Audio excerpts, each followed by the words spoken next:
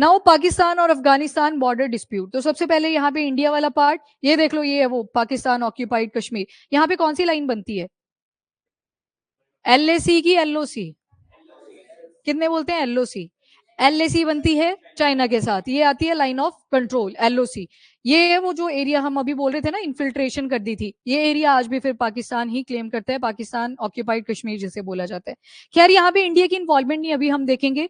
कल रिवीजन वाली क्लास में आपने एक एयरबेस पढ़ा था, बगराम एयरबेस। यूएस ने एक डिमांड रखी थी कि हम चाहते हैं कि हमको दोबारा से मिले। फिर यहीं से एक टर्म ओरिजिन होके आती है विच इज प्रॉक्सी वॉर।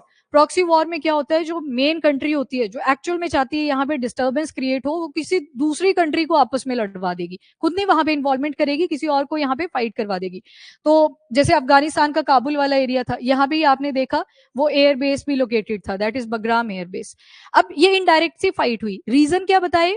यहाँ पे दोनों ही कंट्रीज कहीं ना कहीं हाउसिंग प्रोवाइड करती है कुछ टेररिस्ट ऑर्गेनाइजेशंस को। दूसरा यहाँ पे आपने एक लाइन पढ़ी है, दुरंद लाइन। अब ये दुरंद लाइन आज के टाइम पे नहीं बनाई है, जब ब्रिटिश इंडिया हुआ करता था तो ये इंडिया का ही पार्ट है। 1947 पे तो अभी पार्टीशन हो रहा है, तो उस टाइम पे ये दुरंद लाइन बनाई गई थी, अफगानिस्तान को सेपरेट कर दिया गया था और ये वाला पार्ट सारा ब्रिटिश इंडिया का बचता था।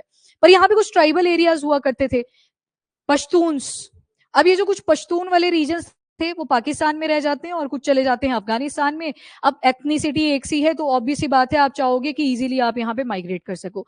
तो ये कुछ ओवरव्यू जो हम ले सकते हैं कुछ चीजों का। एक तो आ गया प्रॉक्सी वॉर, यूएस की एक स्टेटमेंट आई थी कि हमको तो चाहिए ये बगराम एयरबेस, बेशक हमने 2021 में विड्रॉ यहाँ से कर लिया था। फिर उन्होंने बोला भी था कि कुछ बुरी चीजें हो सकती हैं, और उसमें एक कंडीशन आई भी थी, या तो छोटे छोटे वॉर्स कंडक्ट करवाएगा, या तो एक ही बारी में वॉर होगा, या डिप्लोमेटिक रिलेशन के जरिए उनको डिस्टर्ब करके यहाँ पे कंडीशन चेंज करी जा सकती है। देन अभी जो कॉन्सेप्ट आप सुनोगे, मेनली जो रीजन पाकिस्तान और अफगानिस्तान की तरफ से आए हैं, एक तो पश्तून एरिया वाला ये क्लेम इन्होंने रेज करा, और अफगानिस्तान बोलता है कि दुरंद लाइन को हम कंसीडर नहीं करते एटलीस्ट, क्योंकि 1947 में जब पार्टीशन हो जाता है इधर इंडिया और पाकिस्तान का, तो ये तो बॉर्डर एरिया बन गया ना पाकिस्तान के साथ, तो इन्होंने बोला कि हम इस दुरंद लाइन को नहीं क्लेम करते, कि ये बॉर्डर है हम दोनों के बीच में, कंट्री और नेशन के बीच में। आपने एक दिन डिफरेंस भी किया था, पॉलिटिकल बॉर्डर किस में देखे जाते हैं, कंट्री या नेशन? कितने बोलते हैं कंट्री, कितने बोलते हैं नेशन? पॉलिटिकल बॉर्डर्स जहां पे लाइन लगा दी प्रॉपर की ये लाइन रहेगी, हाँ, पॉलिटिकल बॉर्डर्स जहां पे आगे वो आपकी कंट्री है। नेशन तो एथनिसिटी, कल्चर, मतलब ब्रॉड एक वर्ड आ जाता है, यहाँ पे आप पॉलिटिकल बॉर्डर्स ड्रॉ करते हो। एक दुरंद लाइन वाला आ गया, और तीसरा जो रीजन आ गया that is terrorist organisation. Afghanistan कुछ क्लेम करता है, तालिबान, तहरीक तालिबान। तहरीक तालिबान ये पाकिस्तान के ऊपर चेक रखता है कि यहाँ पे हम कैसे डिस्टर्बेंस क्लेम कर सके। तो ये सारे रीजन अफगानिस्तान और दूसरी तरफ पाकिस्तान की तरफ से आते हैं। अब थोड़ा सा यहाँ पे आपको हिस्टोरिकल आगे, हाँ, इनकी तरफ भी है, वो अफगानिस्तान के ऊपर नजर रखती है, वो दूसरा नाम है उसका, वो तालिबान आ जाएगा आगे नाम, उसको देख लेते हैं। तो सबसे पहले तो ये टेंशन स्पाइक करती हैं बिटवीन पाकिस्तान और दूसरा था अफगानिस्तान। बॉर्डर एयर स्ट्राइक्स हो जाती हैं दुरन लाइन के आसपास, और जिसकी वजह से जो साउथ एशिया का कहीं ओल्डेस्ट कॉन्फ्लिक्ट एग्जिस्ट करता था वो दोबारा से रिवाइव करता है। और कहीं ना कहीं यहाँ पे यूएस की इंटरफेरेंस भी रही होगी। अभी यूएस ने बोला कि मैं दोबारा से न्यूक्लियर वेपन्स की टेस्टिंग करूंगा, और स्टेटमेंट बोलते बोलते बोलते क्या बोला कि पाकिस्तान भी तो टेस्टिंग कर रहा है। मतलब वो भी सोच रहे होंगे कि इतनी तारीफ करते हैं इसकी हम। पीस, नोबेल पीस प्राइज के लिए आपने पढ़ा था कि नॉमिनेट करा था, कि पाकिस्तान ने बोला था कि इनको मिलना चाहिए नोबेल पीस प्राइज, और ऊपर से ट्रम्प बोला आया कि पोल ही खोल दी कि हम भी यहाँ पे न्यूक्लियर वेपन टेस्टिंग कर रहे हैं। बट एनीवेज वो स्टेटमेंट आती है उनकी तरफ से, पर यहाँ पे ये डिस्प्यूट राइज कर जाता है। अब दुरन लाइन का जो कॉन्सेप्ट है इसके बारे में समझो, कितना किलोमीटर लॉन्ग बॉर्डर आपको यहाँ पे मिलेगा, तो 2640 किलोमीटर का ये लॉन्ग बॉर्डर एरिया है बिटवीन अफगानिस्तान एंड पाकिस्तान। और इसको डिमार्क कर दिया गया था 1893 में। 1893 में जाके डिमार्केशन हुई थी उस टाइम पे। अभी 1947 ध्यान में रखना है, पार्टीशन तो 1947 पे हो रही है, मतलब इंडिया का जो बॉर्डर है अफगानिस्तान तक का 1893 में वो अफगानिस्तान के साथ लग रहा है दुरंद लाइन के साथ। अब ये दुरंद ही क्यों नाम पड़ा, तो उस टाइम पे जो अब्दुल रहमान खान थे, ये पाकिस्तान वाले एरिया में उस टाइम पे रूल कर रहे थे, इन्होंने सपोर्ट करा था सर मॉर्टिमर दुरंद को कि ठीक है अगर आप बोल रहे हो कि यहाँ पे एडमिनिस्ट्रेटिव बॉर्डर लग जाना चाहिए तो बॉर्डर लगा लेते हैं। लोगों से क्रिटिसिज्म भी बाद में फेस करने को मिला था, पर वहां पे एक बॉर्डर शेयर हो जाता है, दैट इज दुरंद लाइन। इसको पहले एडमिनिस्ट्रेटिव बाउंड्री की तरह कंसीडर किया जाता था, पर जब ये बॉर्डर बनाया गया तो ऊपर वो जो पश्तून ट्राइबल लोग हुआ करते थे वो सेग्रीगेट हो जाते हैं, तो उनकी माइग्रेशन तो यहाँ पे चलनी थी। इवन हमारे इंडिया के साथ भी आप देखोगे सभी को आप रिफ्यूजी थोड़ी बोल सकते हैं, कई बार कल्चरल एक्सचेंजेस भी होते हैं। अब ये सेंचुरी ओल्ड जो दुरन लाइन थी, यहाँ से आपकी एथनिक कम्युनिटीज आगे पीछे जाती थी, फैमिलीज इनकी डिवाइड होगी, रिलेटिव्स यहाँ पे डिवाइड हुए, तो यहाँ पे माइग्रेशन चलती रहती थी, क्योंकि उनके लिए बॉर्डर मैटर नहीं कर रहे थे, वहां पे एथनिसिटी डोमिनेटिंग थी। अब ये क्लैश कब से ओरिजिन हुआ? अभी आपने देखा जो सर मॉर्टिमर दुरन थे, जो 1893 में यहाँ पे डिमार्केशन कर रहे हैं, उनको सपोर्ट कौन कर रहा है? अब्दुल रहमान।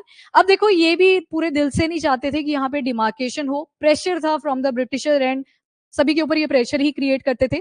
तो इन्होंने बोला कि हम ये लाइन यहाँ पे डेजिग्नेट कर रहे हैं, डिमार्क कर रहे हैं, जिसको बाद में परमानेंट इंटरनेशनल बाउंड्री भी डिक्लेयर कर दिया था अफगान गवर्नमेंट के द्वारा। पर 47 के टाइम पे, अब आ जाओ यहाँ पे, जब पार्टीशन होता है पाकिस्तान और इंडिया का, तो उस टाइम पे अब ये जो दुरन लाइन थी, इसका कॉन्सेप्ट अफगानिस्तान रिजेक्ट कर देता है कि हम दुरन लाइन को क्लेम नहीं करते कि ये इंटरनेशनल बाउंड्री है बिटवीन टू कंट्रीज, यानी कि अफगानिस्तान और दूसरा पाकिस्तान। और इन्होंने बोला किसका main region, that is Pashtun region, Pakhtunkhwa, आपने पढ़ा ना अभी खैबर पख्तूना, तो पाकिस्तान की जब चौथी स्टेट आपने पढ़ी खैबर पख्तूनवा, तो ये वाला सारा एरिया आपका पश्तून ट्राइबल डोमिनेटिंग आपको मिलेगा। तो इसको यूनिफाई करके रखना है, इसी वजह से अफगानिस्तान ने रिजेक्शन कर दी कि हम दुरन लाइन को इंटरनेशनल बाउंड्री डिक्लेयर नहीं करते। और इसके बाद वोटिंग भी करी गई, और वोटिंग के टाइम पे जब यूनाइटेड नेशन का मेंबर बनना था पाकिस्तान को 1947 में, तो मना भी करते हैं कि यूनाइटेड नेशन का मेंबर नहीं होने चाहिए। क्या अभी के टाइम पे है अभी मेंबर है पाकिस्तान? ये इन्होंने बस टेरिटोरियल क्लेम के लिए बोला था कि हम आपको सपोर्ट नहीं करेंगे, वोट चाहिए होते हैं ना उस टाइम पे, तो उस चीज के लिए इन्होंने मना करी थी। देन आते हैं हिस्टोरिकल टाइमलाइन पे, अब थोड़ा सा टाइम वाइज भी देख लेते हैं इस इशू को। तो 1947 टू 1961 मेन जो इशू रहता है वो पश्तून का ही रहता है, इनको यूनिफाई करने का ही रहता है। पश्तूनिस्तान एक वर्ड आपने सुना होगा, ये बोलते हैं कि हमको अलग से ही सेग्रीगेट आप कर दीजिए, हमें अपने ही बॉर्डर बना लेने हैं, हम अपनी इंटीग्रिटी रखेंगे उसमें। देन टाइम बीतता गया, अभी फोकस पश्तूनिस्तान पे ही है 1947 के बाद, जब पाकिस्तान पार्टीशन हो चुका है इंडिया से। देन 1979 टू 89 आप देखोगे तो अब चल रहा है कोल्ड वॉर का एरा। अब अगर मैपिंग देखोगे, यहाँ पे अफगानिस्तान है, सेंट्रल एशियन कंट्रीज क्या थी कोल्ड वॉर में? बाद में जब इंडिया नहीं, एक तरफ यूएसएसआर था, एक तरफ आपका यूएसए आ गया, सोवियत यूनियन वर्सेस यूएस आ गया, ठीक है। फिर बाद में आप पढ़ते हो कि सोवियत यूनियन के अंदर मर्जर था प्रॉपर 15 कंट्रीज का, ये चीज क्लियर है। अभी टाइम पीरियड देखो 1979 टू 1989, पर डिसइंटीग्रेशन कब होना है? 1991, अभी इससे पीछे का टाइम चल रहा है। तो क्या वो जो आपकी कोल्ड वॉर की कंट्रीज थी, जो यूएसएसआर के अंदर काउंट होती थी, अफगानिस्तान के साथ बॉर्डर शेयर करता था? करता था, क्योंकि वहां पे आप पढ़ते हो सेंट्रल एशियन कंट्रीज, के स्क्वायर यू टी स्क्वायर, वो देखो ऊपर की तरफ उज्बेकिस्तान है, तुर्कमेनिस्तान है, तजिकिस्तान है। अफगानिस्तान में यूएस का भी इंटरेस्ट बन रहा था कि यहाँ पे अगर हम आ जाते हैं तो डायरेक्टली हम किसके साथ लिंक में आ गए? यूएसएसआर। तो रशिया ने पहले ही स्टेप उठा लिया कि मेरे को जाना पड़ेगा अफगानिस्तान, अदरवाइज यहाँ पे यूएस अपना फुटहोल्ड बना लेगा।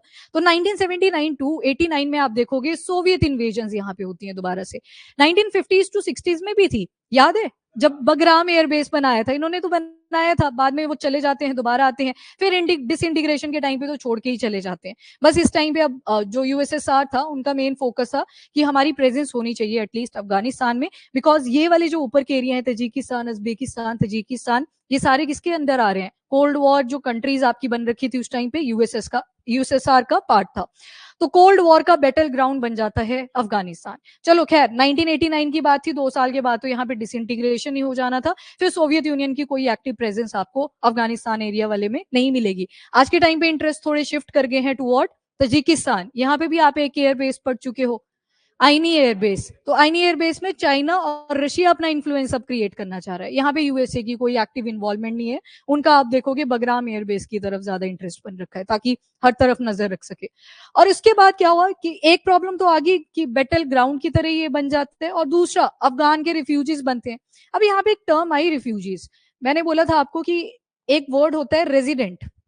रेजिडेंट तो हम बड़ा ब्रॉडली यूज कर लेते हैं, आप बोलते हो, आपको पूछें कि कहाँ पे रहते हो तो एक कॉरेस्पॉन्डेंस एड्रेस आता है, एक आपका परमानेंट एड्रेस होता है।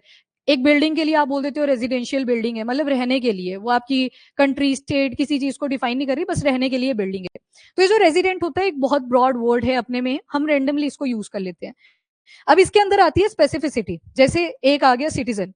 अब सिटीजन तो एक इंपॉर्टेंट वर्ड है, प्रॉपर कॉन्स्टिट्यूशन के अंदर पार्ट नंबर 2 इसके लिए प्रोवाइड करा गया, जहां पे बोला कि आर्टिकल नंबर 5 से लेके 11 तक ये सिटीजनशिप से रिलेटेड आर्टिकल्स रहेंगे, जिसमें आप देखोगे कि 5, 6, 7, 8 हुए, ये अब पुराने हो चुके हैं। देन आपका जो फॉरेन चले जाते हैं उनकी सिटीजनशिप विड्रॉ कर ली जाएगी, उनको वहां की लेनी है। 11 में बोल दिया कि जो पार्लियामेंट है वो डिसीजन बना सकती है सिटीजनशिप को लेके। मतलब आपके कॉन्स्टिट्यूशन के अंदर सिटीजन्स के लिए एक प्रॉपर पार्ट बनाया गया है, उसके रूल्स एंड रेगुलेशन से रिलेटेड एक पार्ट बनाया गया है। प्लस इनको पॉलिटिकल राइट्स प्रोवाइड करे जाएंगे। कुछ ऐसे राइट्स होंगे जो एक्सक्लूसिव होंगे सिर्फ सिटीजन्स को ही, जैसे फंडामेंटल राइट्स भी आप पढ़ते हो, एक ट्राई बनता है जो सिर्फ इंडिया के सिटीजन्स को ही एप्लीकेबल होते हैं। ये तो आ गया सिटीजन, जो हर कंट्री में आप देखोगे। इंडिया के अंदर एक ही सिटीजन का कॉन्सेप्ट है, पर वहीं यूएस जाओगे वहां पे डबल सिटीजनशिप का आ जाता है। एक यूएसए की सिटीजनशिप प्लस दूसरी उनकी स्टेट की सिटीजनशिप। वहां पे स्टेट सिटीजनशिप ज्यादा इंपॉर्टेंट होती है रादर देन यूएसए की। एनीवेज, ये सिटीजन था। एक आपने पढ़ा था एक बार असाइलम सीकर। ये असाइलम सीकर क्या था?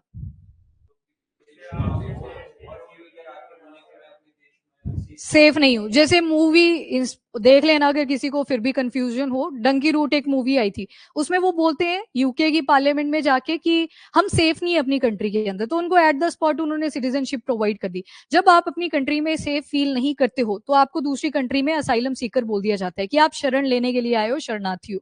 देन आती है रिफ्यूजी। अब ये जो रिफ्यूजी है, ये टर्म तब यूज होगी जब आपकी कंट्री के अंदर या तो वॉर लाइक सिचुएशन बनी होगी, जेनोसाइड यहाँ पे हो रहा होगा, पॉलिटिकल इंस्टेबिलिटी आपकी कंट्री में आ रखी है। जैसे म्यांमार में मिलिट्री कू लग जाता है तो यहाँ से लोग आना शुरू कर देते हैं टुवर्ड इंडिया, तो वॉर वहां पे सिचुएशन बनी, पॉलिटिकल इंस्टेबिलिटी थी, तो उन लोगों के लिए टर्म यूज करी गई रिफ्यूजी। Refugee clear? यहाँ पे पता है सारे इंटरनेशनली सभी को पता है कि यहाँ पे वॉर चल रखी है, तो उनके लिए टर्म यूज करते हैं स्पेसिफिकली रिफ्यूजी। एक टर्म और आती है विच इज एलियन। अब ये एलियन भी बड़ी ब्रॉड टर्म है।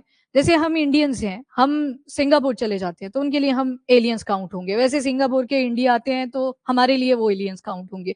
रैंडम टर्म है।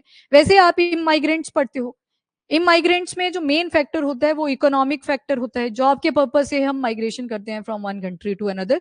तो अब जिस कंट्री के अंदर हम ऐड हो रहे हैं वहां पे वर्ड यूज करा जाता है इमाइग्रेंट, आई एम। पर अपनी कंट्री को छोड़ के चले गए हैं तो ई फॉर एग्जिट और ई से आएगा ई माइग्रेंट। तो ये टर्म्स हैं जो आपके रेजिडेंट से रिलेटेड रहती हैं। तो यहाँ पे जो अफगान के रिफ्यूजीज थे, उन्होंने जब अब यहाँ पे बैटल ग्राउंड बन रखा है अफगानिस्तान के अंदर, तो इन्होंने शरण लेनी शुरू कर दी टुवर्ड पाकिस्तान, क्योंकि इनकी कंट्री में वॉर चल रही है तो ये रिफ्यूजी काउंट होंगे अब अफगान रिफ्यूजीज इसी वजह से। और दूसरा, जिहाद में इन्वॉल्व हो गए, होली वॉरियर्स जिनको मुजाहिदीन भी बोला जाता था। वॉर चलती है आफ्टर होली नेचर। 1990s में अगर आप देखोगे तो पाकिस्तान ने बैकिंग करी तालिबान। तालिबान को ये बैक कर रहे थे अफगानिस्तान में। आज के टाइम पे आप किसका रूल देख रहे हो? तालिबान। तो ऑब्वियस सी बात है जो पड़ोसी होगा वो दूसरे को ही सपोर्ट करेगा, ये तालिबान को सपोर्ट कर रहे हैं। वैसे ही अफगानिस्तान को थोड़ा सा सस्पिशन तो था कि जो पाकिस्तान है वो तालिबान गवर्नमेंट को यहाँ पे तालिबान को सपोर्ट कर रहा है। उस टाइम पे गवर्नमेंट नहीं है, टाइम पीरियड 1990s का है। 2001 से 2021 अफगानिस्तान में यूएस की एक एक्टिव इन्वॉल्वमेंट हो जाती है, क्योंकि यहाँ पे अलकायदा हो गया, आपका आईएसआईएस जैसी कुछ टेरर ऑर्गेनाइजेशन थी, तालिबान था, ये इमर्ज कर रहे थे। तो यूएस ने बोला कि हम यहाँ पे ऑपरेशन कंडक्ट करेंगे और इनको सप्रेस करने की ट्राई करेंगे। उसके अलावा पोस्ट 9/11 ये जो 9/11 अटैक हुआ था, तो दोनों ही साइड्स अक्यूज करती हैं कि पाकिस्तान ये भी शेल्टर प्रोवाइड कर रहा है कुछ अफगान तालिबान को। ये आगे तालिबान जो अभी के टाइम पे तालिबान में रूल कर रहे हैं। एंड दूसरी तरफ से तहरीक ए तालिबान, ये अफगानिस्तान में रुके थे जो पाकिस्तान में इंस्टेबिलिटी चाहते थे। ये वाला समझ गए ना? ये पाकिस्तान वाला एरिया आ गया आपका। यहाँ पे आपके आएंगे अफगान तालिबान। अफगान तालिबान इनको भी तो शरण चाहिए होगी अपने अटैक्स करने के लिए, तो इनको पाकिस्तान सपोर्ट कर रहा है। यहाँ पे आ जाएगी तहरीक ए तालिबान, ये इंस्टेबिलिटी कॉज करना चाहते हैं पाकिस्तान में, तो ये रुके हुए थे अफगानिस्तान पे। ये ब्लेम गेम शुरू हो जाती है। इवन अभी भी जब डिस्टर्बेंस क्लियर हुई थी, कहीं ना कहीं वो प्रॉक्सी वॉर थी, यूएस की वहां पे इन्वॉल्वमेंट थी। बट ब्लेमिंग किन किन के ऊपर करेगी? सेम रीजंस कि ये भी तो अफगान तालिबान को सपोर्ट करते हैं, इधर से ये तहरीक ए तालिबान को सपोर्ट कर रहे हैं। ब्लेम गेम शुरू हो जाता है। 2017 ऑनवर्ड आप देखोगे तो पाकिस्तान ने कुछ बॉर्डर फेंसिंग बनाना शुरू कर दिया कि यहाँ पे फेंसिंग ही बना देते हैं ताकि अफगानिस्तान की मूवमेंट टुवर्ड पाकिस्तान ना देखने को मिले। और इसकी वजह से अफगानिस्तान को लग जाता है कि ये तो हमारी सॉवरेंटी हर्ट हुई, क्योंकि ऊपर वाले एरिया में यहाँ पे पश्तून रीजन के जो लोग हुआ करते थे वहां पे माइग्रेशन थी, तो इन्हीं की टेरिटरी के अंदर आप आके फेंसिंग लगा रहे हो तो सॉवरेंटी तो यहाँ पे हर्ट होगी। तो 17 ऑनवर्ड ये प्रॉब्लम शुरू हो जाती है। एंड 2025 में ये देख लो, मिलिटेंट्स के ऊपर सबसे ज्यादा ब्लेम लगाया गया है कि अफगानिस्तान ने रिटालिएशन के लिए जो जो टेररिस्ट ऑर्गेनाइजेशन है जो कहीं ना कहीं पाकिस्तान में इंस्टेबिलिटी कॉज करना चाहती है उसको सपोर्ट कर रहे हैं। तहरीक ए तालिबान को अफगानिस्तान ने सपोर्ट करा and they want to cause disturbance in Pakistan. तो ये सारी प्रॉब्लम्स आपने देखी अभी, ये हिस्टोरिकल फैक्टर से लेके प्रेजेंट जो प्रॉब्लम चल रही है वहां तक की थी। 17 के बाद 2025 में आई, और बीच वाला टाइम स्पैन आपको पता है यहाँ पे यूएस की एक्टिव इन्वॉल्वमेंट थी। उससे पहले आपने कोल्ड वॉर एरा के बारे में देख लिया, क्योंकि यूएसएसआर के साथ डायरेक्ट बॉर्डर लग रहा है अफगानिस्तान और जितने भी बॉर्डर एरियाज होते हैं। अब यूक्रेन के साथ काय को लड़ने लगा रशिया, क्योंकि बॉर्डर पे आप यूएसए को ले आओगे, आप बोल रहे हो नाटो का मेंबर बनना है, बॉर्डर पे यूएस आके बैठ जाएगा और मिसाइल कर देगा रशिया की तरफ को, रशिया को वो चीज पसंद थोड़ी आएगी। तो ये जो बॉर्डर डिस्प्यूट्स होते हैं ये लॉन्ग लास्टिंग ही रहते हैं अनटिल और अनलेस ये रिजॉल्व ना हो। तो ये सारी चीजें थी आपकी जो आपको पाकिस्तान और अफगानिस्तान के डिस्प्यूट से रिलेटेड पता होनी चाहिए। बाकी दुरंद आपने देख लिया, पश्तून एरिया भी इसी में कवर होता है, जिसकी वजह से दोनों में सेग्रीगेशन आ जाता है, बॉर्डर स्कर्मिशेस कॉन्फ्लिक्ट यहाँ पे इमर्ज करते हैं, मिलिटेंसी बहुत ज्यादा बढ़ जाती है, दोनों ही तरफ मिलिटेंट ग्रुप्स आपको मिले, जैसे एक तरफ अफगान तालिबान थे, दूसरी तरफ तहरीक तालिबान थे, तो उनकी और बाकी म्यूचुअल मिसट्रस्ट वाली प्रॉब्लम भी यहाँ पे है, वो हर एक बॉर्डर इशू पे आप देखोगे। बाकी यूएसए की तो एक ज्योग्राफिकल एडवांटेज है, हमने बहुत बार डिस्कस करा है, उनका तो कॉन्टिनेंट ही बिल्कुल सेग्रीगेटेड है। एक अलास्का वाला पार्ट है, अलास्का किसके अंडर आता है अभी? अमेरिका के अंडर, पर पहले किसका हुआ करता था? वो रशिया का था, यूएसएसआर। ऐसे गिफ्ट में दे दिया था कि आप ही रख लो कि पॉलिटिकल वो जो बॉर्डर वाले इश्यूज हैं वो बचेंगे नहीं, बाद में वहां पे निकल रहे हैं oil and gas, natural gases के रिजर्व्स, यूएस के मजे लग गए। पर देखो कॉन्टिनेंट पूरा सेपरेट रह गया, ऊपर की साइड आप नॉर्थ अमेरिका देखोगे, नीचे साउथ अमेरिका, यहाँ पे बॉर्डर डिस्प्यूट्स आएंगे, बाकी ये दूसरी कंट्रीज को हेल्प कर रहे होते हैं कि आपके बॉर्डर के जो इशू हो रखे हैं हम आपको सॉल्व करने में हेल्प करते हैं। तो इनको एक ज्योग्राफिकल एडवांटेज ऑलरेडी मिल रखी है यहाँ पे, तो इसी वजह से आपको इनकी एक्टिव इन्वॉल्वमेंट मिलेगी। और आज के टाइम पे आप इनको सुपर पावर भी कह सकते हो। सुपर पावर इसी वजह से है क्योंकि इनके एक्टिव अपने घर के अंदर कोई प्रॉब्लम नहीं है, दूसरों की जो घर में प्रॉब्लम चल रही है वहां पे आग लगाने का ज्यादा काम करते हैं। बाकी काउंटर टेररिज्म, रीजनल स्टेबिलिटी और स्ट्रेटेजिक लेवरेज, इनके ऊपर फोकस करने की जरूरत है। और इसी के साथ एक आपने इंडिया और ये तो ईरान का आ गया, इसको छोड़ दो, आईएनएसटीसी ईरान वाली पिक्चर लगी है। खैर आईएनएसटीसी अगर डिस्टर्बेंस होगी अफगानिस्तान में तो हम ईरान तक नहीं पहुंच पाएंगे, शायद वो वाला फैक्टर दे दिया।